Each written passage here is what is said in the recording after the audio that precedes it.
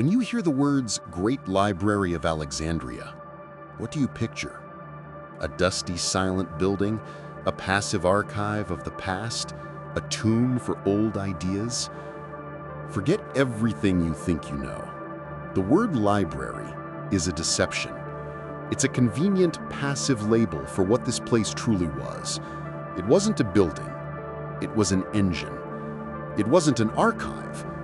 It was a laboratory. This was the ancient world's Silicon Valley. It was a state-funded DARPA, an MIT, and a Google rolled into one. And its goal wasn't just to store the past. It was to build and own the future. It began with a dream, not of books, but of power. Alexander the Great founded the city as the new center of the world, but it was his successor, Ptolemy I, who had the true Veritas, the true insight. Ptolemy understood that the next great empire wouldn't be one with spears, it would be one with information. He didn't just want to rule the world, he wanted to rule its knowledge. So he began the Great Data Grab. This wasn't a library that waited for donations. It was an intelligence agency that hunted for data. A royal decree was issued. Every ship docking at Alexandria was to be raided, not for gold, not for weapons, for its scrolls. These original texts were seized, taken to the Mausoleum, and filed away. The original Codex was kept by the state. The owners were given a cheap copy and sent on their way. Imagine arriving in New York today, and the government seizes your laptop, copies your hard drive, and then hands you a printed copy of your files. This was intellectual piracy on a global scale, and it was just the beginning. The library was just one part of a larger complex, the Mausoleum, the Temple of the Muses. This was the campus, and Ptolemy didn't just buy scrolls. He poached the brains that wrote them.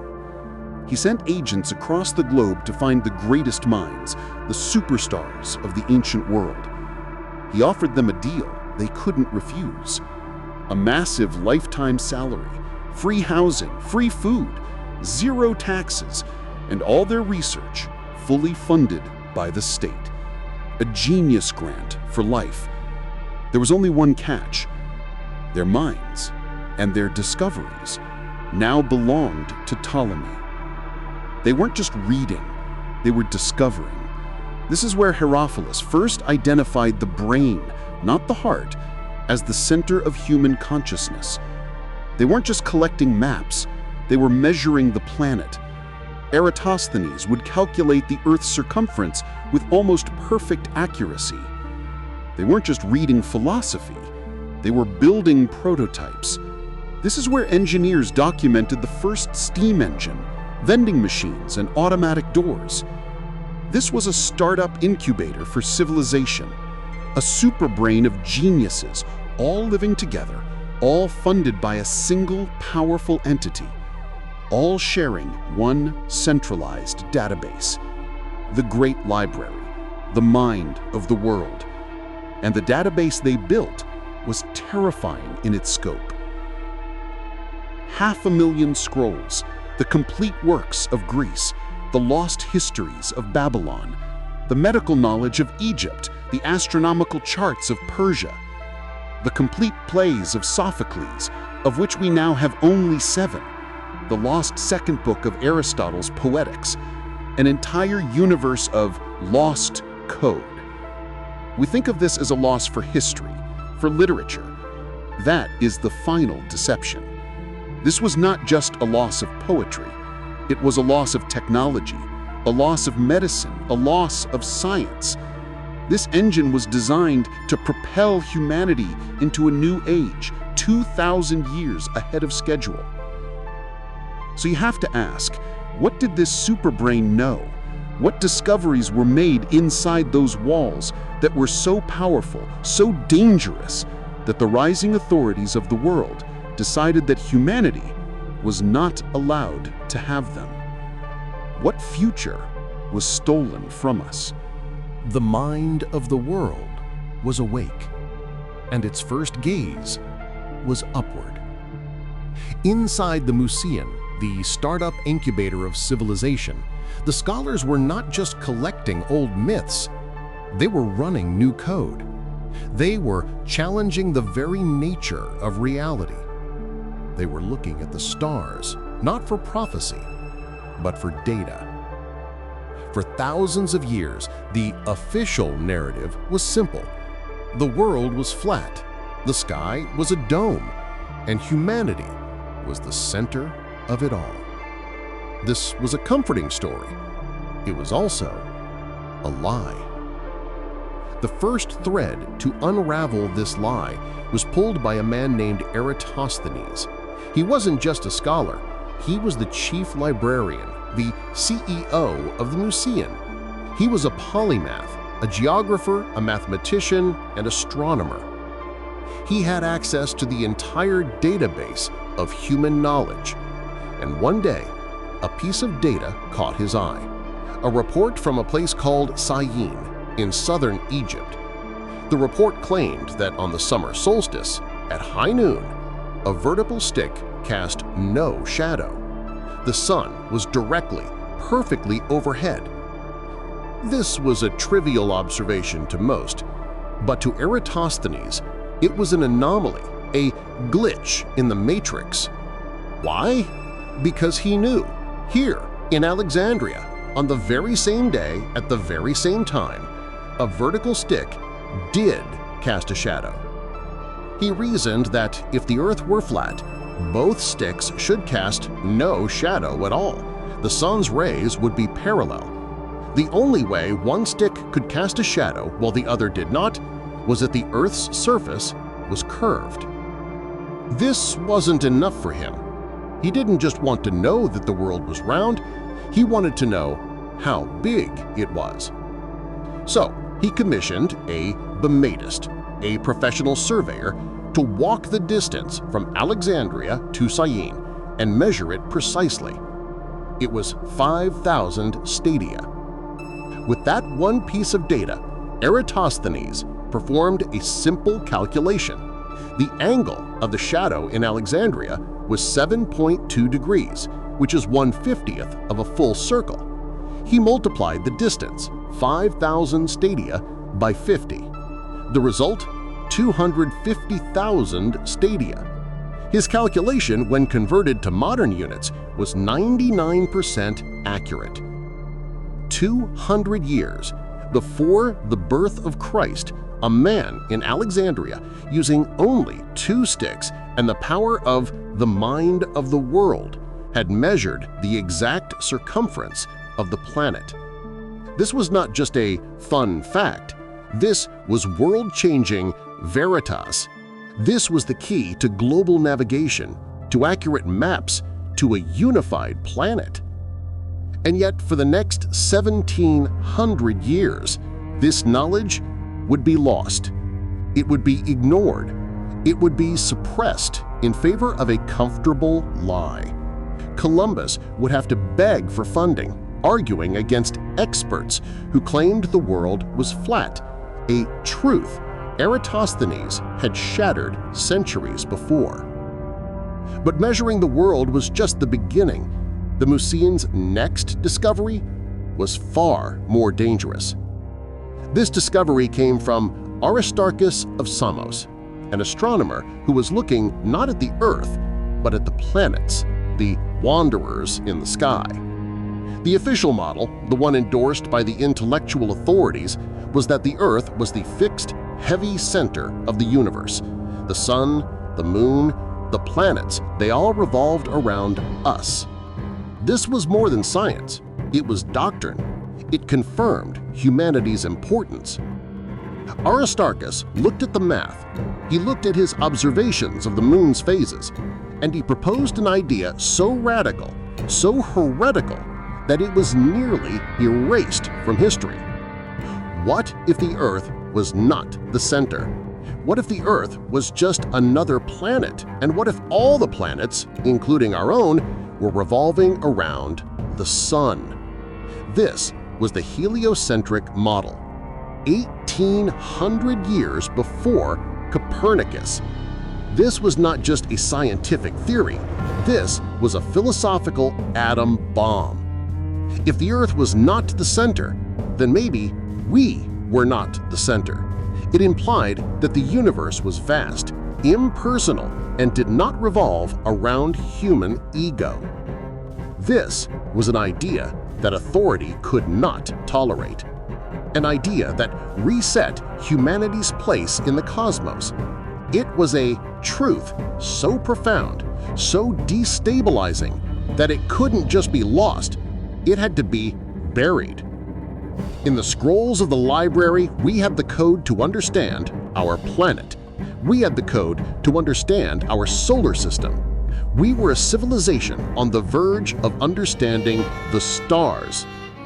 But the mind of the world wasn't just looking up. It was also looking down, at matter, at energy, at power.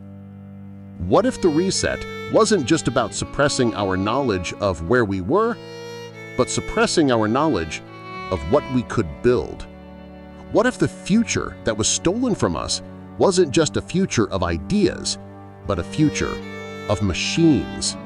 The scholars of the Mausean had unlocked the secrets of the macrocosm, the true scale of our planet and our solar system. But the mind of the world was also unlocking the microcosm, the rules of physics, the nature of matter and energy. And in a workshop deep inside the campus, one man was turning this Veritas into technology. His name was Hero of Alexandria. To traditional historians, Hero is a footnote, a clever tinkerer who built toys, harmless novelties for amusing the rich or creating magic in temples. This is another convenient lie.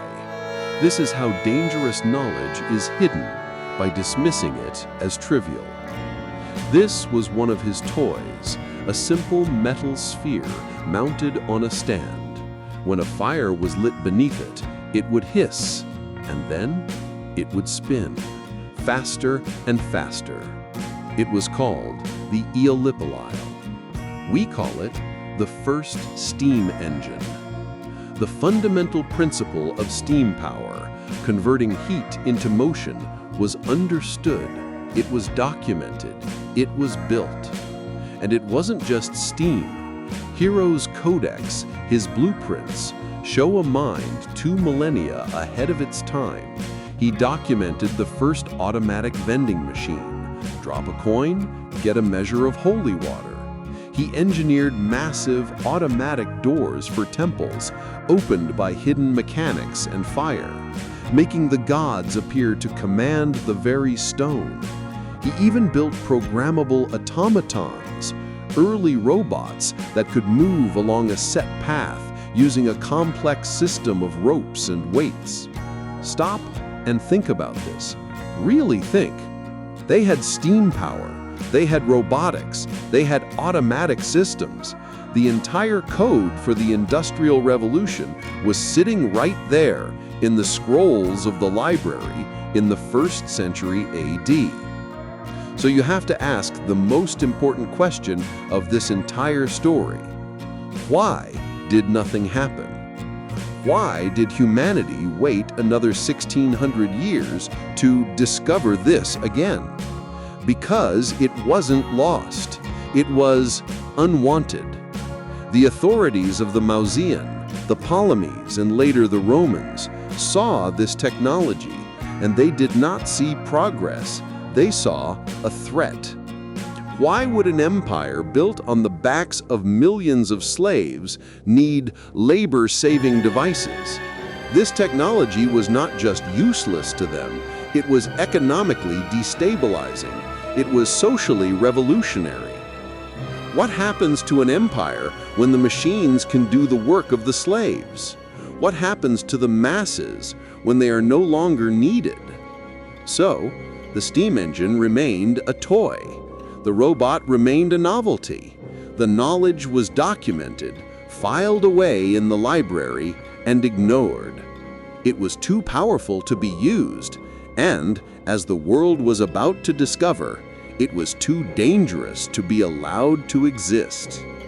We now have the complete picture, a civilization that had measured the Earth, a civilization that had mapped the solar system, a civilization that had invented the steam engine. This wasn't just a library, it was a startup that was about to change the world.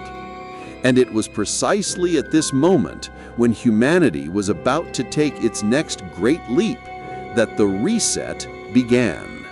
The accident was planned. The mind of the world was given a death sentence.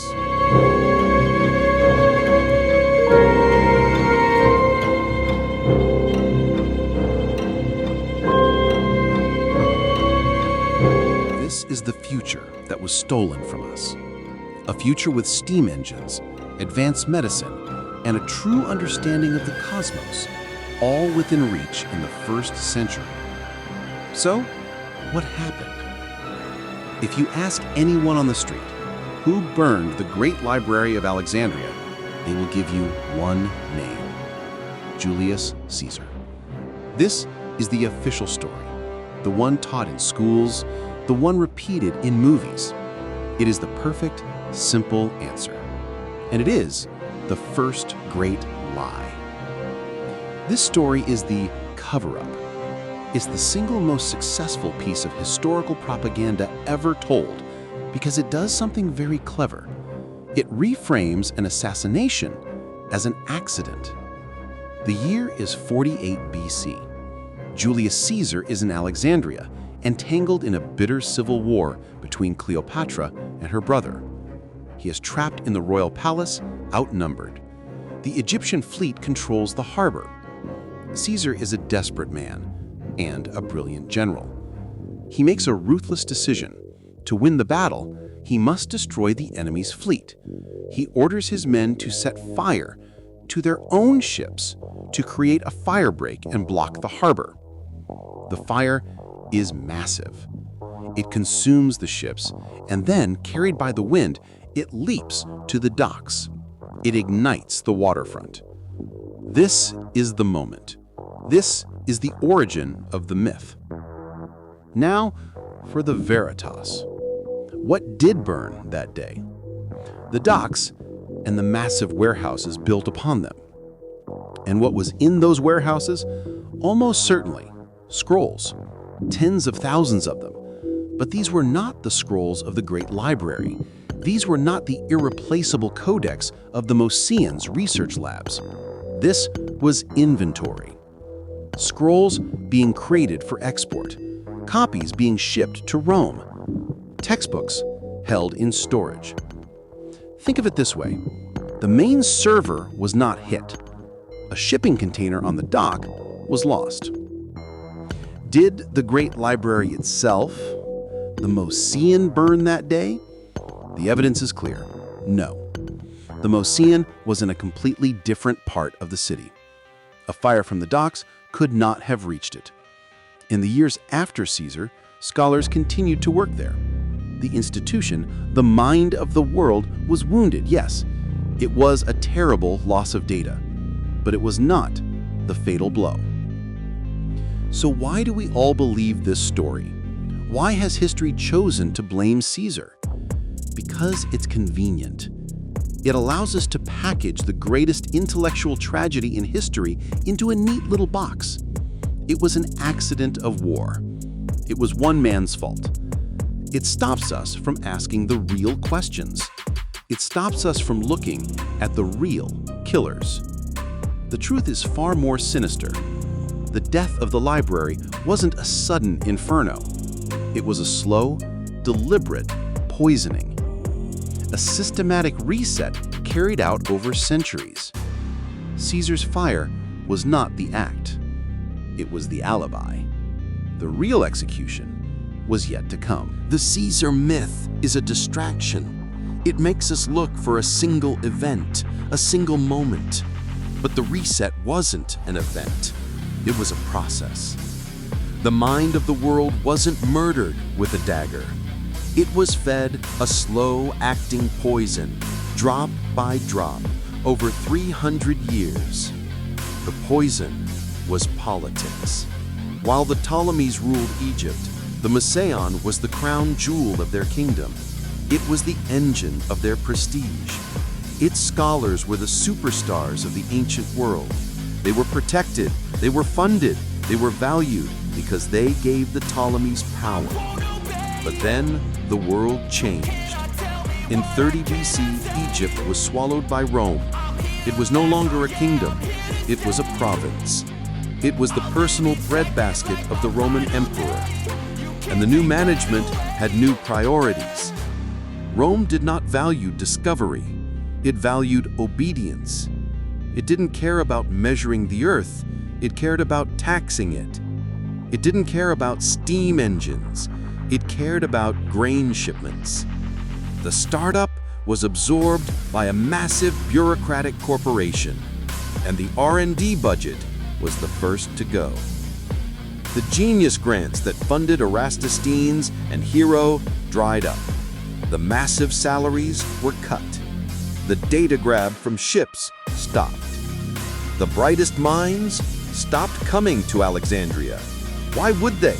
They went where the money and the influence were, to Rome. The Museion, the mind of the world, was being intentionally starved. The campus that was once the vibrant Silicon Valley of antiquity slowly became a quiet, dusty museum. The anatomy labs were shut down. The workshops were closed. The astronomical observatory fell into disrepair. The institution became a place for safe, state-approved philosophers and grammarians, not for radical, world-changing scientists. This was the true reset. This was the real strategy. You cannot assassinate a healthy, powerful mind. The public would never allow it. First, you must make it sick. You must convince the world that it is irrelevant, a waste of money, a relic of a bygone age. You poison it slowly, cutting its funding, silencing its radical ideas, turning it into a dusty archive. You starve it of its purpose. And then, when it is weak, forgotten, and undefended, you send in the executioners to deliver the final physical blow.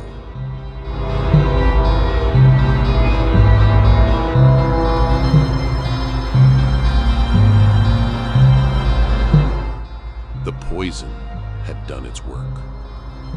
The mind of the world was weak, isolated, irrelevant. For over 2 centuries, the Museion had been slowly starved, its purpose erased by the new Roman masters. It was no longer the startup incubator of the Ptolemies. It was a ghost, a quiet memorial to a forgotten golden age. And when an institution is made irrelevant, no one will protect it when the chaos comes. The chaos arrived in 272 AD. The Roman Empire was tearing itself apart. This was the crisis of the 3rd century, and the city of Alexandria, sensing weakness, made a fatal gamble. It rebelled, joining the breakaway Palmyrine Empire led by the warrior Queen Zenobia. This was not a riot, this was a declaration of war. The Roman Emperor Aurelian, a hardened soldier and a man of brutal efficiency, marched his legions to Egypt to reclaim the province. The battle for Alexandria was not a simple siege. It was a vicious, street-by-street urban war. The rebellious forces fortified themselves in the oldest, strongest part of the city, the Bruchion, the royal quarter, the very district that housed the original Museion, the Great Library. And here we see the reset in action.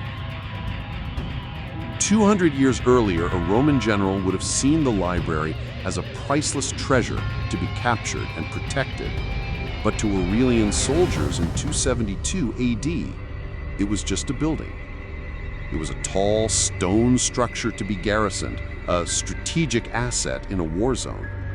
It was no more sacred than a grain silo or an apartment block.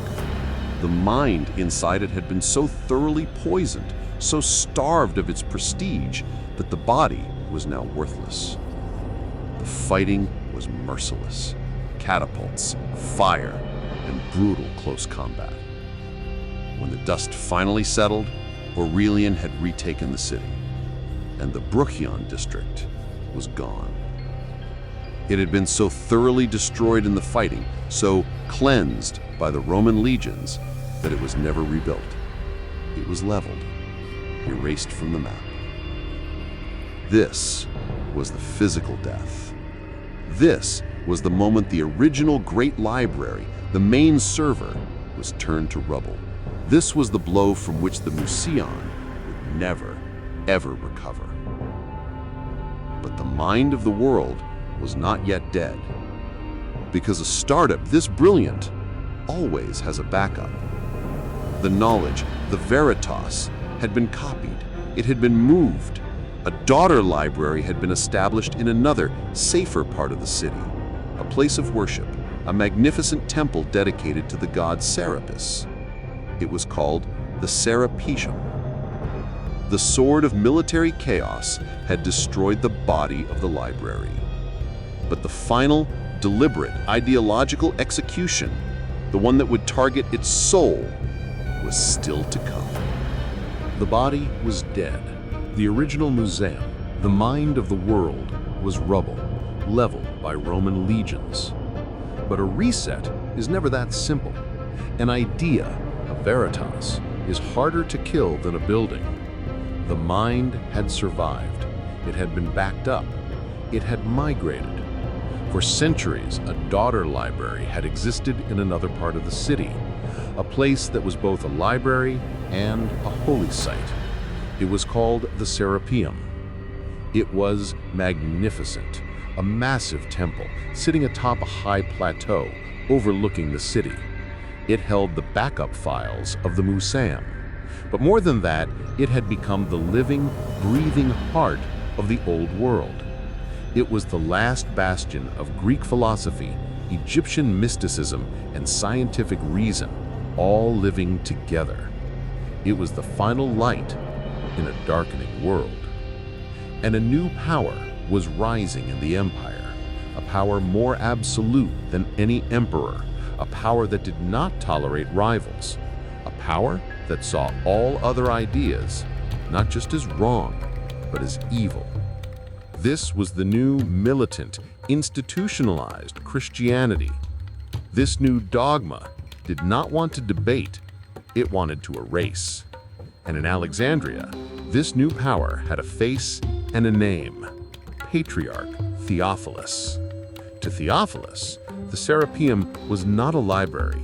It was not a monument to human wisdom. It was an abomination, a fortress of paganism, a cancer that had to be cut out. The year is 391 AD. The startup of the museum is long dead. The world has changed.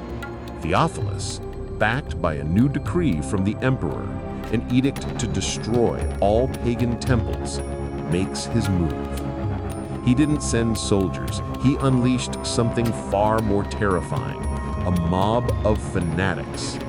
His monks and loyal zealots flooded the streets. They were armed with tools of destruction and divine permission. This was not an accident. This was not a riot that got out of hand. This was an exorcism, a cleansing, sanctioned by the highest authority. They stormed the plateau. They overwhelmed the few philosophers and priests inside. This was not a fire started by a desperate general. This was a demolition. They pulled the statues from their pedestals. They smashed the faces of Plato and Aristotle. They took hammers to the columns. They unrolled the priceless scrolls, the last copies of ancient medical texts, astronomical charts, lost philosophies, and they set them ablaze. They cheered as 700 years of human genius turned to ash. When the smoke cleared, it was over. The backup was deleted. The Serapium was leveled. The mind of the world was finally and completely silenced. This was the true execution. Caesar's fire was an alibi. Aurelian's war was chaos. This was the ideological murder, the final fatal blow of the reset. The authority of dogma had won. The knowledge was gone. The buildings were destroyed. But the reset was not quite finished. It was not enough to destroy the books. To complete the reset, you had to destroy the teachers. The dogma had one last target, not a building, but a person, a woman who was the last living symbol of the mind of the world and everything they sought to erase. The mind of the world was dead. The original Museum starved by the empire. The backup, the Serapium, demolished by the dogma. We have seen the how. We have seen the who. But to understand the reset, we must understand the why. Why? Why would humanity declare war on its own mind? Because the reset was not a tragedy, it was a strategy. The authorities that killed the library, first the cold, calculating bureaucracy of Rome, and then the hot, fervent fire of dogma, they were not ignorant. They were intelligent. They knew exactly what they were destroying, and they did it because they were afraid. They were afraid of Veritas. They were afraid of uncontrollable knowledge. What is uncontrollable knowledge? The Roman Empire was not against knowledge. It loved controllable knowledge. How to build an aqueduct that won't collapse, how to manage logistics to feed an army, how to collect taxes efficiently. This is knowledge that serves the structure. But the Museon specialized in uncontrollable knowledge, knowledge that challenges the structure.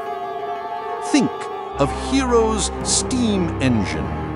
To the empire built on the economic foundation of slavery, this was not a toy, it was a social bomb.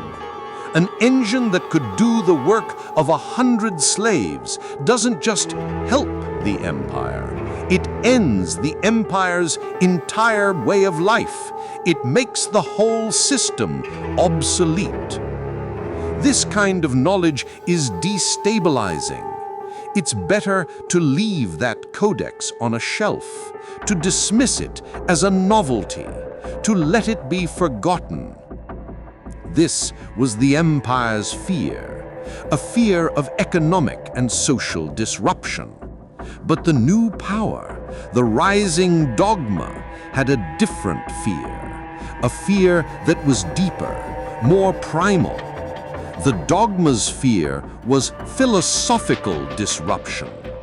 A mind that has proven it can measure the planet, like Eratosthenes, is a mind that will eventually try to measure heaven. A mind that proves the brain, not the heart, is the seat of consciousness, like Herophilus, is a mind that challenges the very concept of a soul.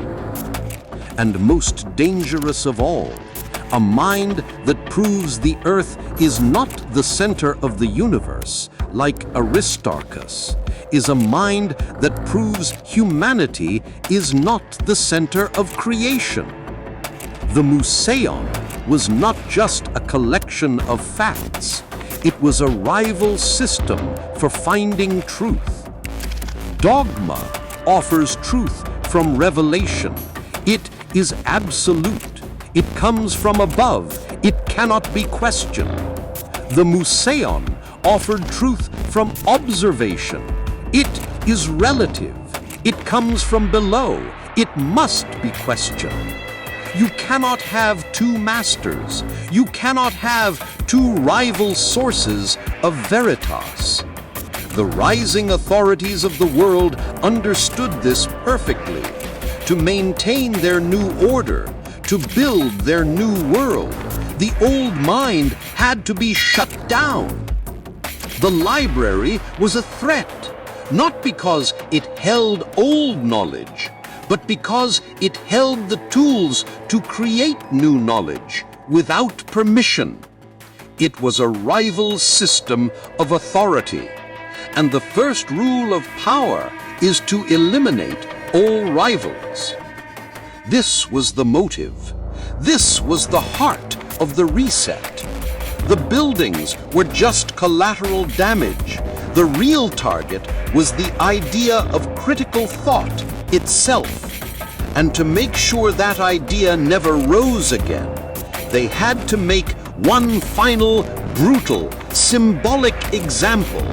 They had to kill the last person who represented the mind of the world. The reset was almost complete. The mind of the world had been starved by the empire, and its physical backup demolished by the dogma. The hardware was destroyed. The data was erased. But a reset is not finished until you delete the programmers. You can burn a scroll. You can level a building. But how do you kill the idea of reason itself? You find the last person who teaches it, and you make an example of them. Her name was Hypatia. She was the last living ember of the Musean, the last of the great thinkers of Alexandria. She was not a priest. She was not a politician. She was a philosopher, a mathematician, an astronomer. She was the mind of the world, now operating offline in a city that had declared war on thought itself. She taught in public and in private, and in her classroom, the old Veritas of the Musean lived on. Christians, Jews, and pagans, they all sat together not to worship, but to learn, to study Plato, to debate logic, to calculate the motions of the stars.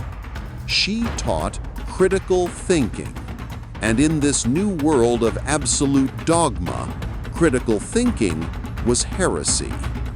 The new authority in the city was Patriarch Cyril, the nephew of Theophilus, the man who destroyed the Serapium. Cyril was more ambitious, more ruthless. He was building his own empire, a shadow state of religious power. And he had one major political rival, Orestes, the Roman governor of the city. Orestes was a Christian, but he was also Hypatia's student and her friend. Cyril saw this alliance for what it was, a threat. Hypatia, the mind, was advising Orestes, the state. Reason was whispering in the ear of power. She was the one person Cyril could not control. So, the authority of dogma did what all threatened authorities do when they cannot win an argument. They started a smear campaign. Cyril's agents couldn't attack her ideas. They were just math and philosophy. So they attacked her. They branded her a witch. They spread rumors that she was using dark magic to bewitch the governor, turning him against the true faith. They told the seething, ignorant mob that she, this one lone female philosopher, was the source of all the city's divisions, that she was the obstacle to unity. The authority had marked its target. The mind was declared an enemy of the people. The year is 415 AD. It is the season of Lent, a time of intense religious fervor. Cyril's personal army, the Parabolani, a mob of monks and zealots, were activated.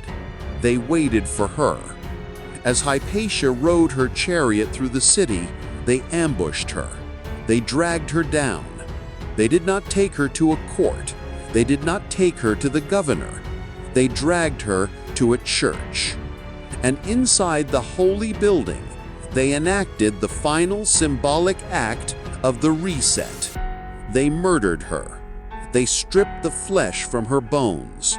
They silenced the last voice of reason in the ancient world. This was not a random act of mob violence. This was an execution. This was a message sent from the new authority to the world. The message was clear. This is what happens to reason. This is what happens to philosophy. This is what happens to any mind that challenges the new dogma. With her lynching, the mind of the world was not just dead, it was outlawed. The reset was complete. The lights of Alexandria went out. The Dark Ages had truly and officially begun.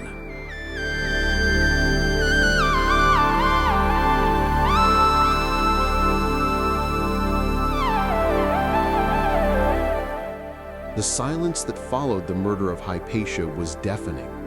This was not just the death of a woman, it was the death of a method, the public execution of critical thought. The signal was sent, and it was received. Any remaining scholars in Alexandria, any last embers of the Mausean, now knew the rules of the new authority. Rule 1, do not question. Rule 2, do not challenge.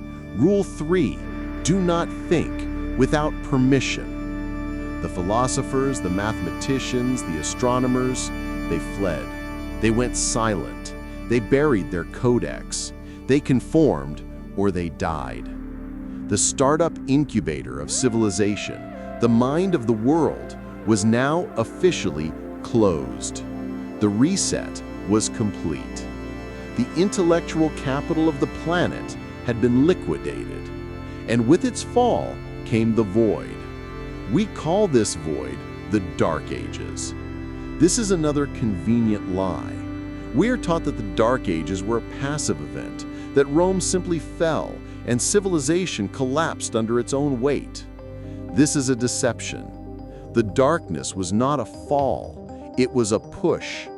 Humanity was pushed into an age of ignorance by an authority that demanded ignorance, an authority that had systematically and intentionally assassinated the mind of the world. Why? Because a mind that questions is a mind that cannot be controlled. And in the new world of absolute dogma, control was the only Veritas that mattered. The reset was a staggering success. The code for the steam engine, forgotten. The maps of the solar system, declared heresy. The medical knowledge of human anatomy, outlawed. The very circumference of the planet, erased. Humanity was forced to start again. The lights had gone out. Not by accident, they were snuffed out. The reset was designed to create a firewall between humanity and its own past. A firewall to ensure that the dangerous truth of the Mausean would never be discovered again. But a reset is never 100% successful. You can burn the scrolls, you can kill the teachers, you can outlaw the mind, but you cannot kill an idea. Because knowledge, Veritas, is not a thing. It's a virus. It's a flame. And even as the mind of the world lay in ashes, a few embers, a few fragments of lost code had already been smuggled out.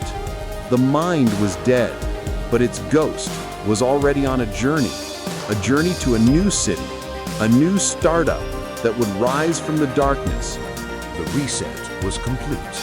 The mind of the world was offline, and humanity was plunged into 1,000 years of intellectual darkness. But what was the true cost? We think of the Dark Ages as a loss of culture. We think of lost poetry, lost philosophy. This is the final and most insidious deception.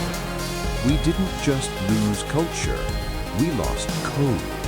We lost time. We lost our future.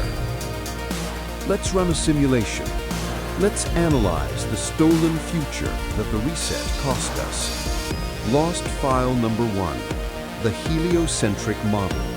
Aristarchus, 250 BC. It took humanity 1,800 years, 18 centuries, for Copernicus to rediscover this Veritas and publish the exact same idea. 1,800 years of believing we were the center of a tiny universe. Lost file number 2, scientific medicine. Herophilus, 300 BC. His anatomical discoveries, the knowledge of the human brain, the nervous system, were declared heresy. They were replaced by superstition. For 1,500 years, medicine meant balancing humors and bloodletting.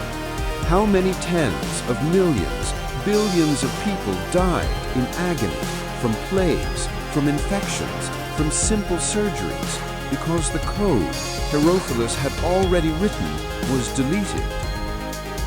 Lost file number 3, the steam engine. Hero of Alexandria, 60 AD. This is the big one, the code that could have prevented the Dark Ages entirely. What happens in an alternate timeline where the reset fails? What happens if, instead of being starved by the Romans and murdered by the dogma, the Mauseon is funded for just another 200 years? Hero's toy is not seen as a toy. It's seen by the engineers and mathematicians of the Mauseon for what it is, a source of power. They combine it with their advanced mathematics. They refine it. An industrial revolution begins in 100 AD. This doesn't just mean faster chariots. It means everything changes. Steam-powered pumps drain the mines, creating a surplus of metal. Metal is used to build better scientific instruments, better telescopes, better microscopes. Better telescopes prove Aristarchus's model 1,500 years early. Better microscopes prove the existence of germs 1,600 years early. The feedback loop, the engine of progress, ignites.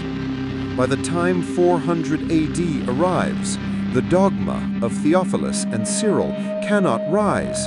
It has no power. It cannot burn a library in a world that runs on science. It cannot convince a population that has steam engines that reason is heresy. By 1000 AD, we are not in a dark age. We are in an age of discovery, built on steel and steam.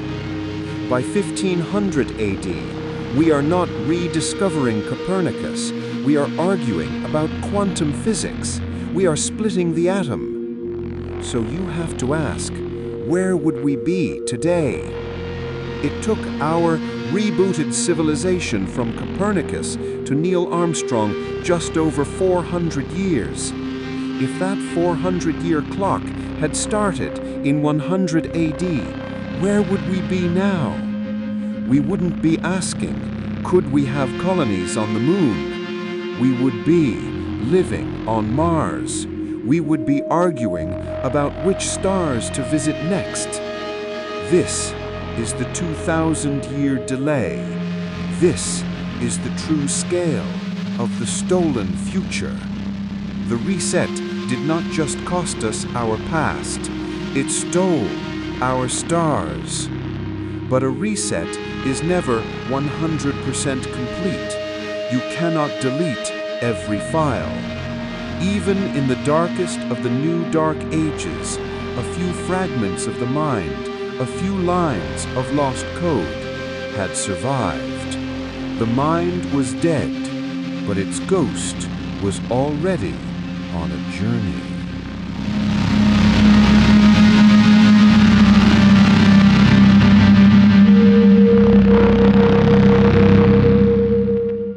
The reset was complete. The mind of the world was dead. Hypatia was gone. The startup was liquidated. And Europe was plunged into the managed, intentional darkness of the reset, a 1,000-year intellectual void. But the authority, the dogma that executed Hypatia, had made one fatal, arrogant mistake. They believed that knowledge, Veritas, was a place. They believed that if you burned the buildings and you murdered the teachers, you could kill the idea. They were wrong. Knowledge is not a place. It is a virus. It is a spore. It is survivor. And in the chaotic centuries before the final execution, before Theophilus and Cyril lit the fires, the real scholars of the Museon saw the reset coming. They saw the poison of Roman bureaucracy. They saw the fire of rising fanaticism. And they began to back up the mind. They smuggled the Codex, not the famous poetry, but the dangerous files. The astronomical charts of Aristarchus, the engineering blueprints of Hero of Alexandria, the medical texts of Herophilus. They fled the collapsing, intolerant West, and they went east. They found refuge in Persia, in Syria. For centuries, this lost code, this ghost of the Museon, lay dormant, preserved by Nestorian monks, protected in Persian libraries, hidden. It was waiting for a new investor, a new startup, a new authority who would see its value, not its heresy. In the 8th century, that investor arrived.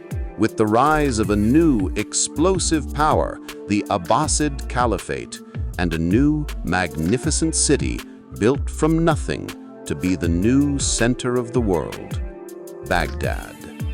The caliphs, men like Harun al-Rashid and al-Mamun, were not like the dogmatic authorities of the West. They were hungry. They were curious. They were building a new empire, and they knew, just as Ptolemy had known 1,000 years before, that true, lasting power comes from information. They didn't just find these texts, they hunted them. They sent agents across the known world, offering fortunes in gold, sometimes a scroll's weight in pure gold for a single lost Greek codex. They didn't burn the Veritas, they paid for it. And in Baghdad, they built a new Museon. They called it the Bait al-Hikmah, the House of Wisdom. This was not just like the Museon, it was its direct spiritual and intellectual heir. This was Alexandria 2.0, a new startup incubator for the mind of the world. And the mind woke up. The proof? Look at what they did. They didn't just store the scrolls, they ignited them. They translated Hero of Alexandria's lost code for his steam engine and automatons, and then an engineer named Al-Jazari built his own, far more advanced mechanical clocks, crankshafts, and robots. They translated the lost medical texts of Herophilus, and then scholars like Al-Razi and Ibn Sina, Avicenna, created modern medicine, diagnosing diseases and writing the Canon of Medicine, a book that would be the medical standard for the entire planet for 600 years. They translated the lost astronomical charts of Alexandria, and then they built massive observatories, correcting the errors of the Greeks and creating the star maps that would one day guide Columbus. The Islamic Golden Age was not an accident. It was not a spontaneous event. It was a transference. It was the direct result of the lost code of Alexandria finding a new server to run on. The authority in Europe had succeeded in resetting their world, but in doing so, they had merely moved the flame. The mind of the world was not dead. It was just in exile. It was Arabic. But the reset was not over. The authority in the West could not allow this rival line to exist forever. The knowledge had escaped, and now it had to be reconquered, or perhaps stolen all over again. The mind of the world was in exile, thriving in Baghdad. The House of Wisdom was burning bright, igniting the Islamic Golden Age. Meanwhile, Europe, the land of the reset, was in darkness. Its authority, the Church, was presiding over a continent of superstition, plague, and feudalism. The knowledge they had worked so hard to erase was now the very thing powering their greatest rival. This was a strategic disaster. The authority in Rome realized its mistake. It had not destroyed the mind, it had merely lost control of it. And so, a new reset began. Not a reset of deletion, but a reset of reconquest. The Veritas had to be brought back. It had to be reacquired. This reacquisition happened in two ways. The first was by the sword. We call them the Crusades. We are told this was a holy war for relics and land, but it was also, perhaps, the largest-scale industrial and intellectual espionage mission in history. The Crusaders who went east did not just find castles, they found cities, they found libraries, they found hospitals. They found an entire civilization running on the lost code of Alexandria. And when they returned, they didn't just bring back silks and spices. They brought back books, Arabic translations of Greek medicine, lost texts of geometry, dangerous philosophical ideas. The second method was by the pen. In places like Spain, Al-Andalus, where the two worlds met, in cities like Toledo, scholars, Christian, Jewish, and Muslim, worked together in a House of Wisdom 2.0. They began a massive translation project, siphoning the mind from Arabic back into Latin. The lost code was coming home. But this created a paradox for the authority in Rome. This knowledge, this Veritas, was back, and it was undeniably powerful. It was the key to building taller cathedrals, winning wars, and curing diseases. But it was also heresy. This was the exact same knowledge, the exact same mind that their predecessors, Theophilus and Cyril, had murdered Hypatia to silence. This was the science of Aristoteles, the pagan philosophy of Plato, the soulless medicine of Herophilus. What do you do with knowledge that is both essential and forbidden? You don't share it. You don't teach it. You classify it. You control it. You put it under lock and key. Welcome to the Archivum Apostolicum Secretum. the Vatican Secret Archives. The word secret doesn't mean secret as we know it. It comes from secretum, meaning personal. This is the Pope's personal, private archive. It contains 85 kilometers of shelving. The official story is that it contains 12 centuries of papal bulls, letters to kings, diplomatic records, legal documents.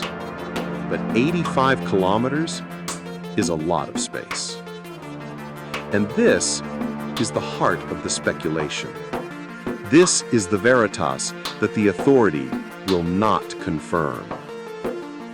We know they collected these texts from the Crusades. We know they acquired the lost translations from Spain. So, the question is, what else is in there? What if hidden in those 85 kilometers are not just copies, but originals? What if scrolls smuggled out of the Serapium just before Theophilus lit the fires eventually found their way here, captured in a holy war? Is the lost second book of Aristotle's Poetics sitting on a shelf in Rome? Are the true star charts of Aristoteles, the ones that prove our place in the cosmos, locked away, deemed too destabilizing for the public mind? This is the ultimate reset. The authority realized it could not destroy the mind. So instead, it nationalized it. The mind of the world wasn't lost. It wasn't deleted. It was privatized. It was sequestered. And this classified knowledge, this stolen code, would only be released drop by drop when the authority deemed it safe. A reset designed to create a new, controlled reawakening. We call it the Renaissance, the rebirth, a time we are told when humanity just woke up, when brilliant minds like Da Vinci and Michelangelo spontaneously emerged from the darkness of the reset, looked at some old Roman ruins, and decided to invent genius. This is the most romantic and perhaps the most misleading brand name in all of human history. A rebirth implies something new was created from nothing, that the mind simply regenerated itself. This was not a rebirth. This was a reignition. This was a re-remembering.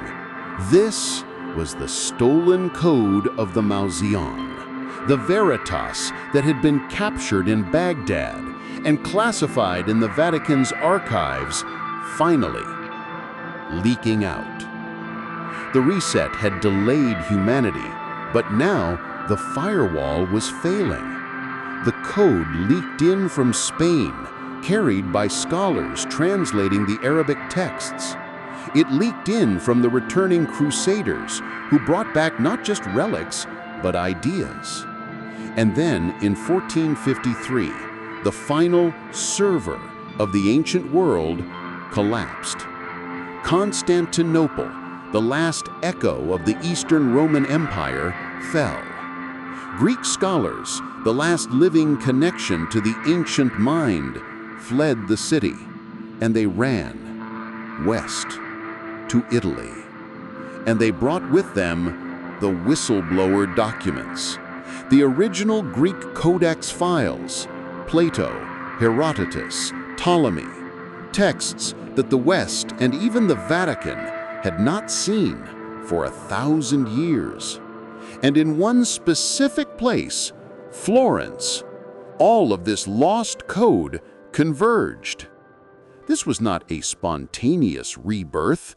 This was the mind of the world 3.0, a new startup igniting.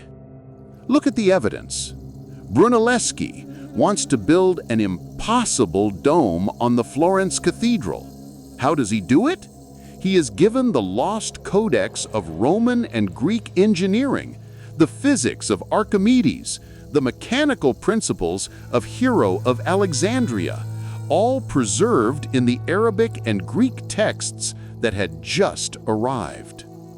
Copernicus, the father of the modern solar system, where did he get his revolutionary idea? He writes it himself. He got it from reading the Veritas of the ancients, the exact same theory that Aristarchus had proposed in the Museon 1800 years earlier.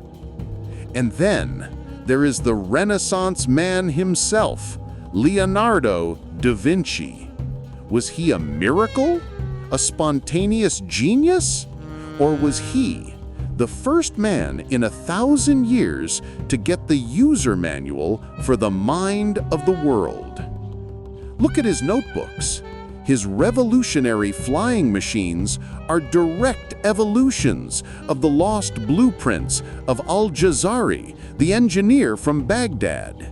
His perfect anatomical drawings that redefined medicine were only possible because he was studying the exact same texts of Herophilus, the heretical science that Hypatia was murdered for teaching. Da Vinci was not a magician. He was the result. He was what happens when a human genius finally gets access to the classified files. This was the belated Renaissance. It was belated because it was 1,500 years late. This was the future that was stolen from us, finally arriving, damaged, incomplete, censored. The mind was back online, but this created a new, terrifying problem for the authority that had managed the reset for 1,000 years. What happens when the public gets the code? What happens when the mind is no longer controlled? The reset was failing, and the authority was about to lose everything. The mind was back. The stolen code of the Museon, smuggled to Baghdad, classified in Rome, and leaked in Florence, was finally out. And this time, a new startup, a new technology emerged that the authority could not control: the printing press. This was the decentralization. The mind of the world could no longer be held in one building. It could no longer be reset by burning one library. The code went viral. The Renaissance led to the Enlightenment. The Enlightenment led to the scientific revolution. The Veritas that had been classified for 1,500 years was now public domain. The steam engine of Hero was finally rebuilt, igniting the Industrial Revolution. The anatomy of Herophilus finally became modern medicine. The heliocentric model of Aristarchus finally took us to the stars. We won. We finally reclaimed the stolen future. And today, we have built the ultimate Museon, the one Ptolemy could only dream of. We call it the Internet. This is the Mind of the World 5.0. It is the final victory. It is not just 500,000 scrolls. It is 500 billion scrolls. It is every book, every blueprint, every piece of music, every film, every human thought, digitized, indexed, and accessible to everyone instantly. This is the ultimate democratization of Veritas. The authority is gone. The dogma is dead. The reset is impossible. Right? This is the final deception. We have been so focused on building the new library, we forgot to ask the most important question, the only question that matters, the question that doomed the Museon. Who owns the building? The authority of the 21st century is smarter than the authority of the 4th. It doesn't burn the library. It owns it. It doesn't censor the scrolls. It controls the search results. The new authority is not a tyrant in a robe or an emperor on a throne. The new authority is a terms of service agreement. The new authority is a community guideline. The new authority is an algorithm. We have rebuilt the mind of the world and handed the keys to a handful of new corporate emperors. Google, Amazon, Facebook, Apple. We have rebuilt the Museum inside the walls of the Vatican. And the reset is happening again, right now. But this new reset is subtle. It is silent. It is algorithmic. The authority no longer needs to burn a heretical idea. It just needs to shadow ban it. It doesn't delete the Veritas. It just buries it. It pushes it down to page 50 of the search results, where it will never be found. It is exactly the same as locking it in an 85-kilometer archive. The new heresy is not called heresy. It is called misinformation. The new dogma is not called dogma. It is called the consensus. And the new execution of Hypatia is no longer physical. It is digital. They don't need to drag a philosopher from their chariot. They just deplatform them. They don't need to murder the mind. They just demonetize its content. They starve the new scholars. They cut off their funding. They silence their voice. They make them irrelevant, just as the Romans did, right before the final collapse. We are living through the slow poisoning of the new mind. The new library is under the exact same threat from the exact same force. An authority that is terrified of uncontrollable knowledge. An authority that fears any Veritas that challenges its narrative. The lesson of Alexandria is not a history lesson. It is a warning. The reset is not something that happened. It is something that is happening. And the question, our question, is the same as it was in 415 AD as the mob surrounded Hypatia. Who controls the information? Who decides what is Veritas? The mind of the world is under attack. The search for true knowledge is never been more important.